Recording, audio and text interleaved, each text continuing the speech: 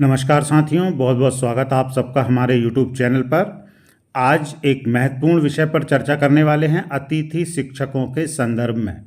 साथियों, पत्र जारी हुआ है 5 तारीख को, 5 जून को। थोड़ा सा हम लेट हैं।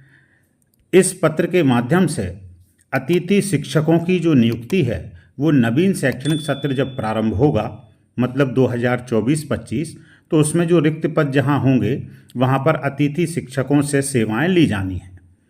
आप में से कई साथी हमारे पूर्व से अतिथि शिक्षक के पद पर कार्य कर रहे हैं और कुछ नवीन साथियों की शैक्षणिक योग्यताएं अभी जिन्होंने अर्जित की हैं तो उनमें वृद्धि हो गई होगी। तो अब आप सबको एक मौका विभाग के द्वारा यहाँ पर दिया जा रहा है कि आप अतिथि शिक्षक के रूप में कार्य करने के लिए जो अतिथि शिक्षक का पोर्टल है, जिसे GFMS पोर्टल के नाम से जानते हैं, आप उस पर जो नए आवेदक हैं जिन्होंने अभी तक पंजीयन नहीं किया था, जिनका स्कोर कार्ड नहीं है जिनके पास, तो वो अपना आवेदन कर सकते हैं और स्कोर कार्ड जनरेट कर सकते हैं। एवं जिन्होंने पूर्व से ही अपना पंजीयन तो कर रखा है लेकिन उनकी शैक्षणिक योग्यता यदि आगे बढ़ी है तो उसे अपडेट वो कर पाएंगे। और भी कई सारे कार्यों को करने के लिए लोक शिक्षण संचालनालय द्वारा एक व्यवस्था यहाँ पर दी गई है। तो आज इस वीडियो के माध्यम से हम ये जानेंगे कि कौन कौन से कार्य हैं जिन्हें आप कर पाएंगे इस समय अवधि में। तो सबसे पहले साथियों, जो नवीन आवेदक हैं जिनका अभी तक पोर्टल पर पंजीयन नहीं था, तो वो नवीन पंजीकरण कर सकते हैं। आवेदन उनको अपने gfmsmp.gov.in के माध्यम से करना होगा। आधार KYC उनको करना होगा। शैक्षणिक एवं व्यावसायिक योग्यता की जानकारी दर्ज करना है और मध्य प्रदेश शिक्षक पात्रता परीक्षा 2018 या उसके बाद यदि उत्तीर्ण की है तो उसको अपडेट करना होगा, दर्ज करना होगा और इस प्रकार से आपका पंजीयन हो जाएगा। पंजीयन होने के उपरांत सभी योग्यताएं जो आपने ऑनलाइन यहाँ पर अंकित की हैं उनकी मूल अंक सूची लेकर आपको संकुल प्राचार्य महोदय के पास जाना होगा, वहाँ उनके सामने प्रस्तुत करना होगा। वहाँ पर संकुल प्राचार्य महोदय के द्वारा ऑनलाइन आपका सत्यापन कार्य कर दिया जाएगा और सत्यापन के बाद आपका स्कोर कार्ड जनरेट हो जाएगा जो आवश्यक होगा आपको अतिथि शिक्षक की नियुक्ति के लिए। तो ये प्रक्रिया होगी नवीन आवेदकों को द्वारा पंजीयन के लिए। जो पूर्व से पंजीकृत हैं तो वो कौन कौन सी चीज़ें अपडेट कर सकते हैं। यदि आपका पंजीयन पहले से है तो फिर से पंजीयन करने की आवश्यकता तो नहीं है, लेकिन यदि आपको कोई नई शैक्षणिक योग्यता या व्यावसायिक योग्यता दर्ज करना है तो आप अपनी प्रोफाइल को अनलॉक कर लें। अनलॉक करने के बाद अपनी शैक्षणिक एवं व्यावसायिक योग्यता की जो जानकारी है उसमें संशोधन आप कर पाएंगे। यदि आप संशोधन करते हैं तो आपको भी संकुल प्राचार्य महोदय के पास जाना होगा, उस संशोधन का वेरिफिकेशन कराना होगा, ऑनलाइन सत्यापन आपके संकुल प्राचार्य महोदय कर देंगे और फिर आपका नवीन स्कोर कार्ड जनरेट हो जाएगा। तो इस प्रकार से समस्त कार्रवाई की जाना है। पोर्टल पे किस प्रकार से कार्य होगा वो भी हम अभी देख लेंगे। इसके साथ साथियों, ये सभी कार्रवाई 15 जून के पूर्व करना है, इस बात का विशेष ध्यान रखें। इसकी अंतिम तिथि जो शासन के द्वारा निर्धारित की गई है वो 15 जून 2024 है। पिछले वर्षों के अनुभव से हम देखते हैं कि इस तिथि में वृद्धि हुई है, तो हम संभावना व्यक्त करते हैं कि इसकी तिथि कुछ दिन 2, 4, 5 दिन आगे और बढ़ेगी, लेकिन फिर भी अंतिम तिथि का इंतजार ना करें।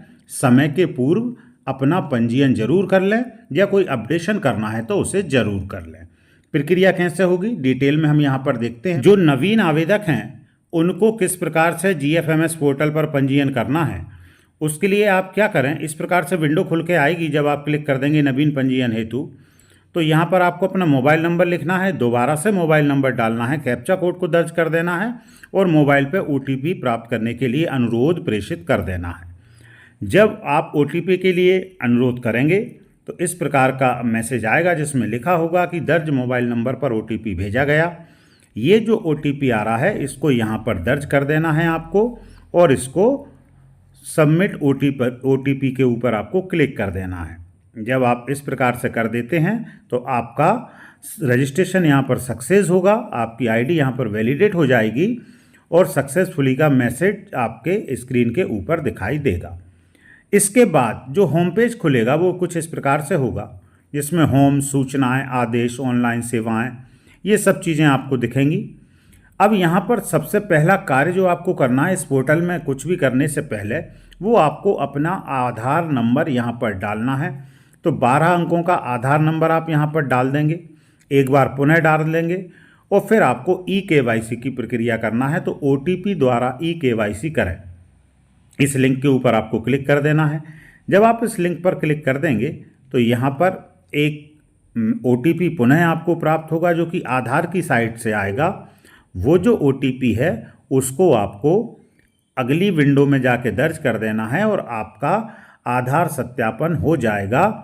अब आपको अपना एप्लीकेशन फिल करना है, जो जानकारियां हैं, जैसे नेम, तो सामान्यतः जो आधार कार्ड में आपका नाम है वहाँ से नाम यहाँ आ जाएगा, डेट ऑफ बर्थ आपकी आ जाएगी, एड्रेस, मोबाइल नंबर और समग्र ID, ये चीज़ें यहाँ पर ऑलरेडी आधार के डाटा से आ जाएंगी। इसके बाद की जो बाकी चीज़ें हैं, जैसे आपका मैरिटल स्टेटस है, आपका ज़िला है, आपका ब्लॉक है, ये सब चीज़ें आप इसमें दर्ज कर सकते हैं। जिला और विकासखंड का नाम जिसके पैनल में आप शामिल होना चाहते हैं, मतलब आप अतिथि शिक्षक के रूप में किस जिले के किस ब्लॉक में आप शामिल होना चाहते हैं, तो वो आप यहाँ पर कर दें। जैसे आप रायसेन जिले के बाड़ी ब्लॉक में कार्य करना चाहते हैं तो रायसेन जिला और बाड़ी ब्लॉक को आप यहाँ पर सेलेक्ट कर लें। इसके उपरांत आपको सेव पर क्लिक कर देना है। जब आप सेव पर क्लिक कर देंगे तो आपका जो डाटा है वो सेव हो जाएगा और पासवर्ड जो होगा वो आपके मोबाइल नंबर पर भेज दिया जाएगा। इस साइट पर रजिस्ट्रेशन होने का जो आपका पासवर्ड जनरेट हुआ है वो आपके मोबाइल नंबर पर आ जाएगा। अब दोबारा से आपको जब भी कोई कार्य करना है तो आपको अपनी लॉगिन ID का प्रयोग करना है। लॉगिन ID आपकी मोबाइल नंबर होगा और पासवर्ड जो आपको मिला है उससे आपको डालकर यहाँ पर साइट में एंट्री करना है, लॉगिन कर लेना है। लॉगिन करने के बाद इस प्रकार का इंटरफेस आपके सामने होगा, जिसमें कई सारे अपडेशन करने की बात हो रही है। जैसे ऊपर चेक स्टेटस है, ई-केवाईसी करें, तो ई-केवाईसी आप कर चुके हैं। अनुभव प्रमाण पत्र का दाता, अपडेट क्वालिफिकेशन, TET मतलब पात्रता परीक्षा की जानकारी, एप्लीकेशन प्रिंट करना और अनलॉक करना, ये इतने सारे ऑप्शन यहाँ पर होंगे। तो जब आपने ऊपर वाली प्रोसेस कर दी तो ऊपर वाली प्रोसेस में केवल अभी आपकी व्यक्तिगत जानकारी दर्ज हुई है। तो अब यहाँ पर लॉगिन करने के उपरांत आपको अपडेट क्वालिफिकेशन में जाना है और अपनी जो क्वालिफिकेशन है, शैक्षणिक योग्यताएं हैं और व्यावसायिक योग्यताएं हैं, उनको अपडेट करना है। इस प्रकार से स्क्रीन आपके सामने होगी। जो चीज़ें आप यहाँ पर ऐड करना चाहते हैं वो यहाँ पर जो कॉलम्स हैं उनको सेलेक्ट करते जाइए, भरते जाइए।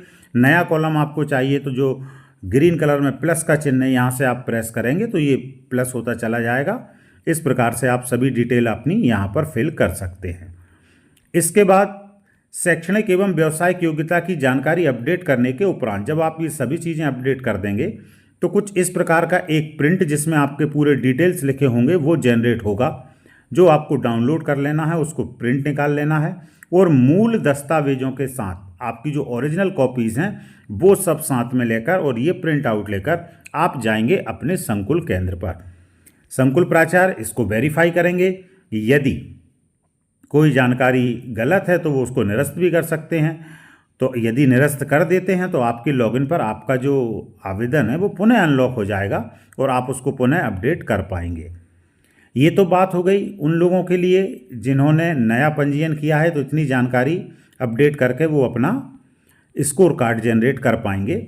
अब मान लीजिए कि जो पुराने लोग हैं, जो पहले से ही कार्य कर रहे हैं और जिनकी कोई शैक्षणिक योग्यता या अन्य चीज़ों में कोई अपडेशन करना है, तो वो भी वो कर पाएंगे।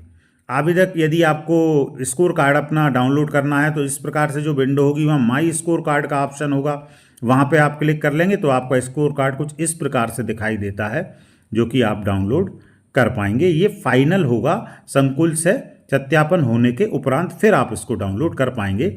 यही सबसे महत्वपूर्ण दस्तावेज होता है अतिथि शिक्षक नियुक्ति के लिए। अब और आगे देख लेते हैं।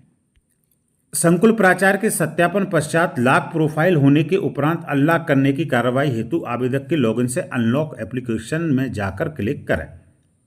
यदि आपको मान लीजिए कि पहले से आपका सत्यापित है, आपको कुछ अपडेशन करना है, तो आपका ये इसमें अपडेशन होगा नहीं, तो सबसे पहले आपको क्या करना होगा, आपको इसको अनलॉक करना होगा।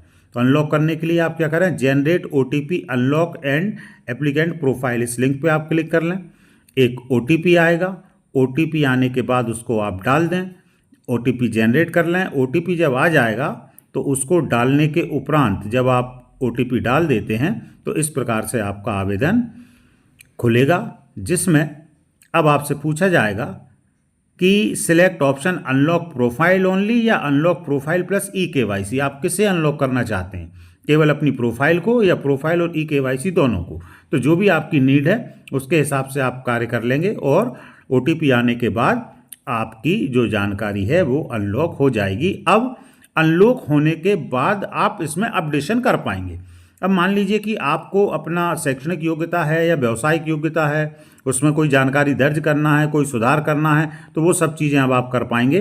तो जो भी आपको करना हो, यदि आपने पात्रता परीक्षा उत्तीर्ण कर ली है 2018 में या 2018 के बाद में, तो आप TET क्वालिफिकेशन वाला जो ऑप्शन है इसको क्लिक करके यहाँ अपनी जानकारी दर्ज कर दें। तो ये सब चीज़ें डालने के बाद जब आप अपडेट कर देंगे तो अपडेट करने के बाद फाइनली आपका भी आवेदन पुनः संकुल प्राचार्य महोदय के पास जाएगा।